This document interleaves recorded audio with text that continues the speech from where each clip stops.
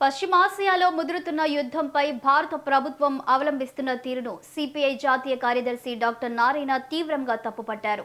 ఇరాన్పై America, Israel దాడులు చేస్తున్నా, అమాయక ప్రజలు, చిన్నపిల్లలు ప్రాణాలు కోల్పోతున్నా అతిపెద్ద ప్రజాస్వామ్య దేశమైన భారత్ మౌనం పాటించడం సిగ్గుచేటని ఆయన విమర్శించారు. ప్రధాని మోదీ ప్రపంచమంతా తిరుగుతారు, కానీ యుద్ధాన్ని ఆపేలా ఒక్క అడుగు కూడా ముందుకు వేయకపోవడం నాయకత్వ వైఫల్యమేనని దుయ్యబట్టారు.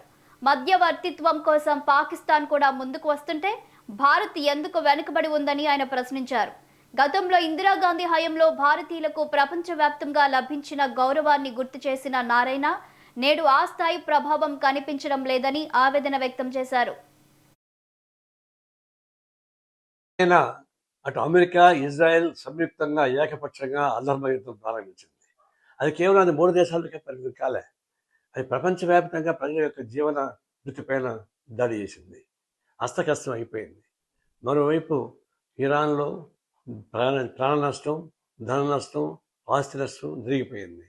ఇది ప్రపంచవ్యాప్తంగా ప్రభావం కలిగినటువంటి యుద్ధ వినాశకర ప్రయోగం. ఈ సందర్భంలోనే భారతదేశం ప్రపంచం పెద్దది, పార్లమెంటరీ ప్రజాస్వామ్య దేశం. ప్రపంచానికి భారతదేశం అంటే చాలా గుర్తింపు ఉంది. నేనే స్వయంగా అటు రష్యాకి, వియత్నాంకి, క్యూబాకి, ఇటలీకి, చైనాకు పోయినప్పుడు ప్రజలతో కలిస్తే వాళ్ళంతా భారతదేశం అలుచి కౌగులించుకునేవాళ్ళు. ఇందిరాగాంధీ హరాషో పేష్ అని చెప్పేవాళ్ళు. అంత గర్వంగా ఉండేటువంటి మన భారతదేశం. ఈ సమయంలో మన పర్సనాలిటీని, భారతదేశాన్ని, ఔన్నత్యాన్ని ఉపయోగించుకొని ఇరాన్ పైన